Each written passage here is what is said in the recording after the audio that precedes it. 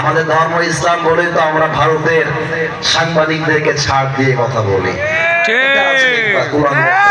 বাংলাদেশ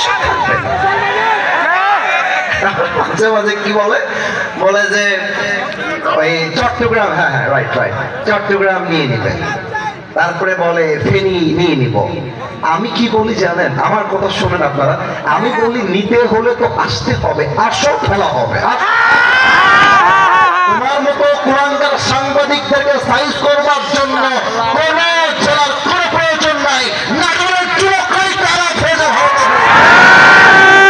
অতএব আমরা ইসলাম ধর্ম মানি, মারামারি চাই না। তোমরা শান্তিতে আছো, শান্তিতেই থাকো, আমরা শান্তিতে আছি, শান্তিতেই থাকি। বাড়াবাড়ি বেশি করলে বুঝতে হবে বাকি নাই না বলে ভাড়া।